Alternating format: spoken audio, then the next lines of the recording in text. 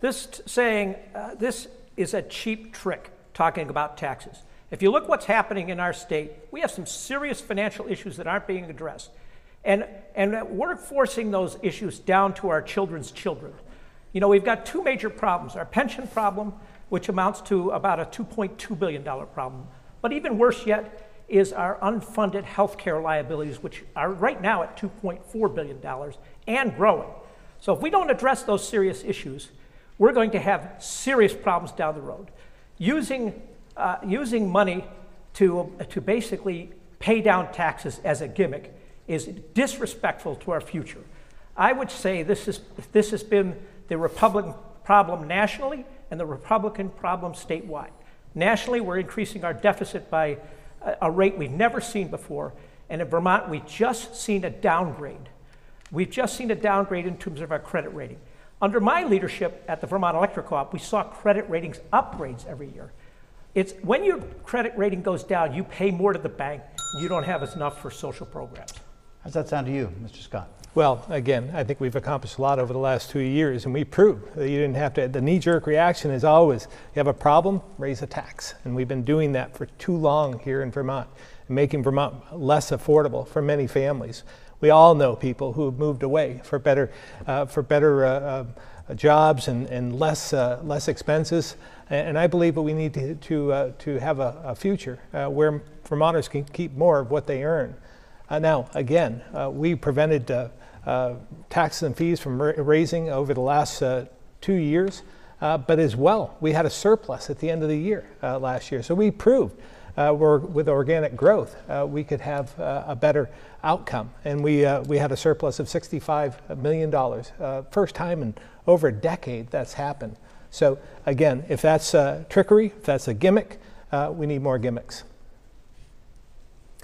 Mr. Scott, Democrats hold a big majority in the Vermont House and Senate, and if your party loses even a couple of seats next Tuesday, any veto from you, should you win re-election, it could be overridden.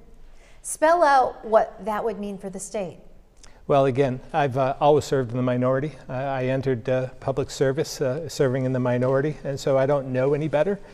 So I've always been able to accomplish something, even with my friends on the other side of the aisle, and will continue to do so. I'll play the cards that are dealt me, but I believe there are enough independents, enough conservative Democrats as well, that appreciate that we've held the line on taxes and fees, that we've actually prioritized and invested in areas that give us the highest return. So I'll work with them. We'll get through this. But I'm still hopeful that we'll be able to continue to have at least 53 in the House to uphold a veto if I should need one. Same question for you, Mrs. Hallquist. What does a 2/3 majority in the House and Senate mean for the state? Well, what that means is I think we can put together a compelling and prosperous vision for our future. You know, I see the veto as a total failure in leadership. What I've heard is that Phil Scott's administration has not worked with the legislature at all. It's always been the last couple of weeks and pulling the rug out from the legislature and using vetoes. My vision is about working collaboratively with people. You've had so much more success when you work collaboratively with people and you tap into their emotional energy. You know, when you take education, for example, currently what we're doing is we're barking orders out of Montpelier, coming up with arbitrary metrics and beating up the teachers and school board.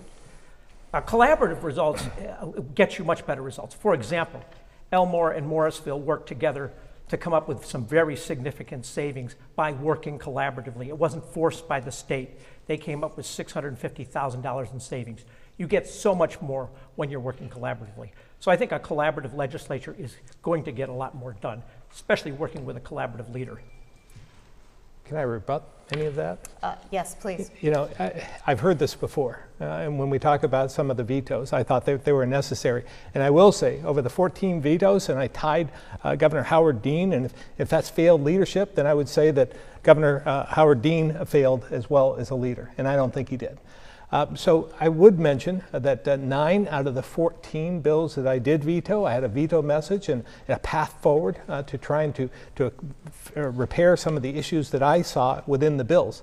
And we fixed those and passed them as a result. So again, working together with the legislature, when you're faced with a majority, there's checks and balances within the process. The executive branch, there's always some tension between the executive branch and the legislative branch. So I think Vermonters appreciate it. And I'm not going to apologize for standing up for Vermont taxpayers.